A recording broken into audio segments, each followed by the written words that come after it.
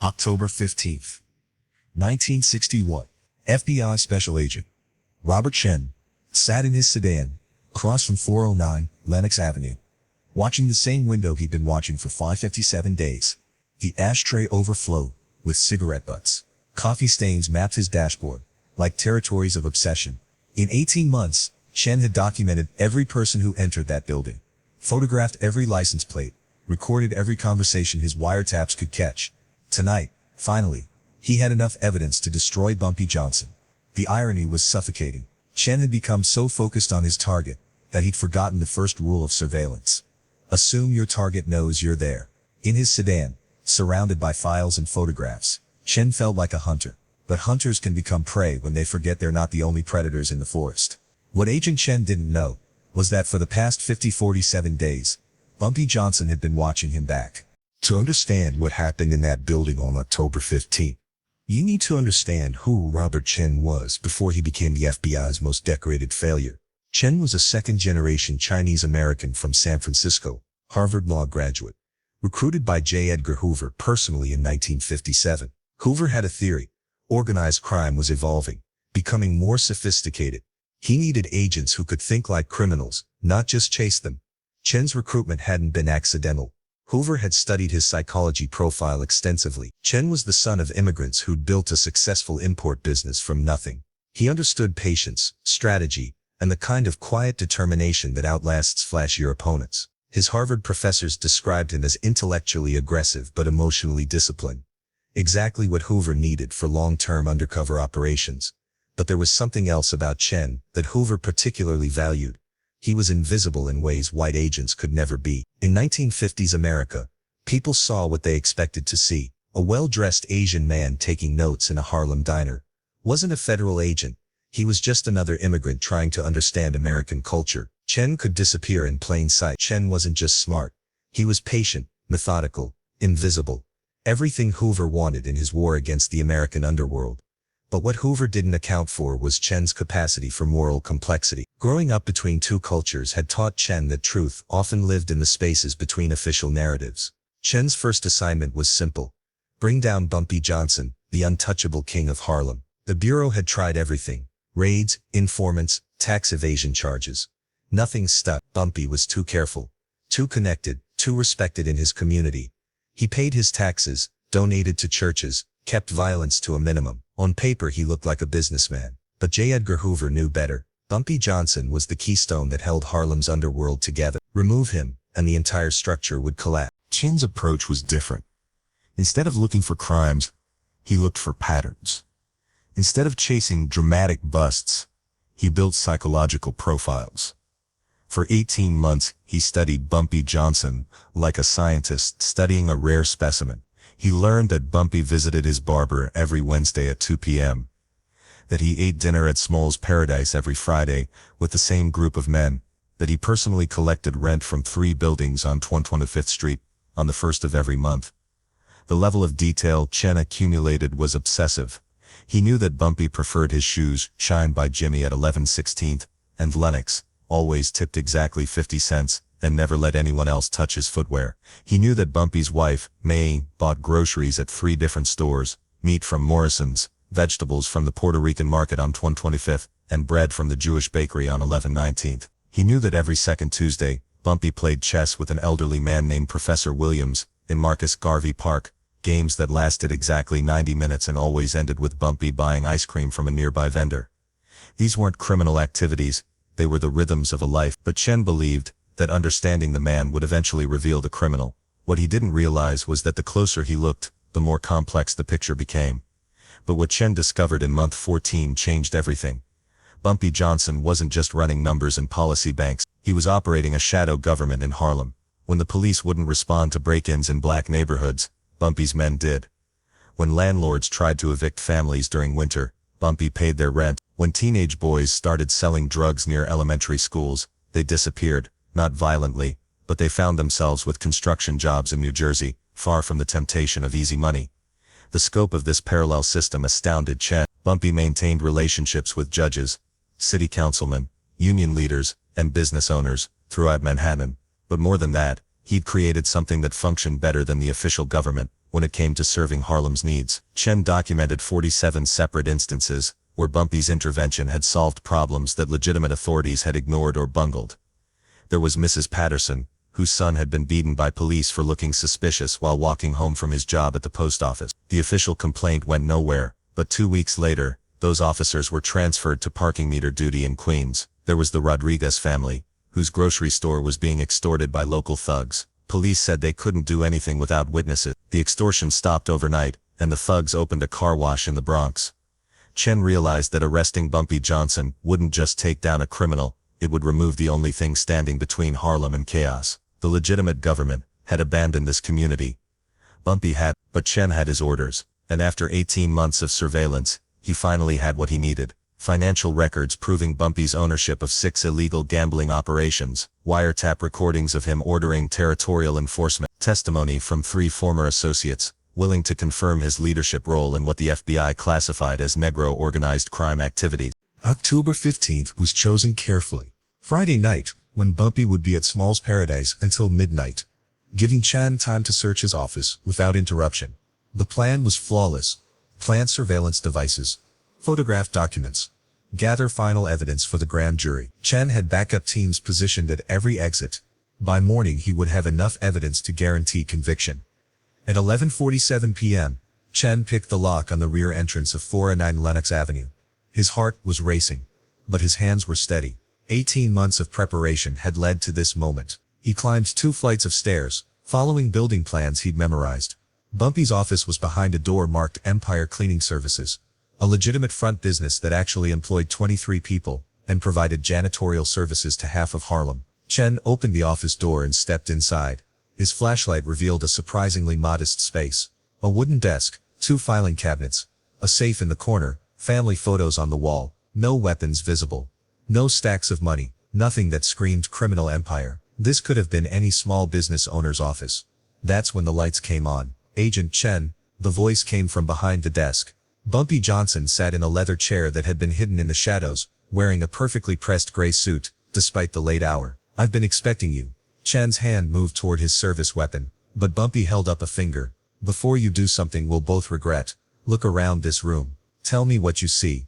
Chen's training kicked in. He scanned the room systematically, looking for threats, escape routes, accomplices. What he saw confused him. The filing cabinets were open, documents spread across every surface. The safe was open, revealing not money but more papers. Everything he'd come to steal was already laid out, organized, waiting for him. But there was something else. The documents weren't just randomly scattered, they were organized with the precision of someone who understood exactly what a federal agent would be looking for. Financial records were separated by category. Surveillance reports were cross-referenced and indexed. Meeting notes were typed, dated and signed. This wasn't the chaotic record-keeping of a street criminal. This was the methodical documentation of someone who wanted to be understood, not just investigated. "You're probably wondering how I knew you'd be here tonight," Bumpy said, standing slowly. "The answer is simple. For 54 days, you've been watching me, but I've been watching the man watching me. I know you take lunch at that diner on 119th Street every Tuesday. I know you call your mother in San Francisco every Sunday at 3 p.m. I know you've been dating that librarian from Columbia, Margaret, sweet girl, for 8 months, but haven't told her what you really do for a living." Chen felt the blood drain from his face. Margaret had been his one refuge from this case, the one person who saw him as Robert the graduate student, researching urban sociology, not Agent Chen hunting criminals. The fact that Bumpy knew about her meant Chen's entire life was transparent. "I also know," Bumpy continued, "that you send $200 every month to your parents in San Francisco, that you've been saving money to buy Margaret an engagement ring, that you volunteer at the Chinatown Community Center every other Saturday, teaching English to new immigrants, that you haven't taken a vacation in 18 months, because this case has consumed your entire existence." Bumpy smiled, but it wasn't a pleasant expression. It was the smile of a chess master, revealing that he'd been planning this endgame for a very long time. "I also know that 3 weeks ago, you told your supervisor that you were close to finishing this case, that you promised Director Hoover evidence by October, that your entire career, your promotion to assistant director, your reputation as the Bureau's rising star, depends on bringing me down."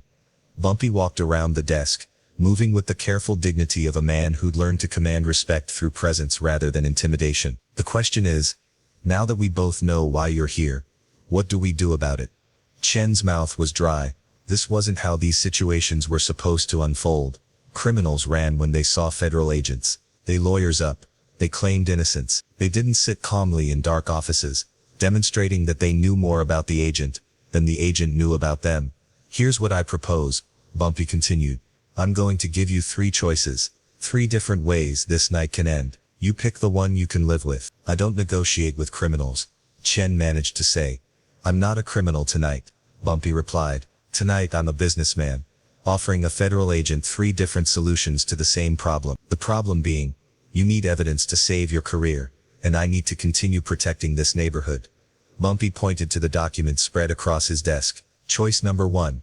Take what you came for. All the evidence you need is right there. Financial records, meeting transcripts, enough to put me away for 20 years. You'll be the hero who brought down Bumpy Johnson. Director Hoover will personally pin a medal on your chest. Chen stared at the documents. It was everything he'd spent 18 months trying to find, laid out like a gift. But Bumpy continued. Before you make that choice, let me show you something else. He walked to the wall where Chen had noticed family photos, but looking closer, they weren't just family photos. They were pictures of people Chen had seen during his surveillance. The barber, the restaurant owner, the woman who ran the corner grocery store. This is Mrs. Washington, Bumpy said, pointing to a photo of an elderly black woman. Her husband died in Korea. 3 sons, all working legitimate jobs I helped them find. The police told her they couldn't do anything about the drug dealers using her stoop as their headquarters, but I could, and I did. He moved to another photo. Let's ask Tammy Rodriguez. Puerto Rican kid, smart as hell, but the only high school that would accept him was in the Bronx. Couldn't afford subway fare every day. Now he's got a full scholarship to City College. Guess who pays for his books? Photo after photo, story after story. Chen realized he was looking at a social services network that the government had never provided to Harlem. Bumpy Johnson wasn't just running criminal enterprises. He was running a shadow government that actually served its people. Choice number 2, Bumpy said, walking back to his desk. You take this. He held up a manila envelope.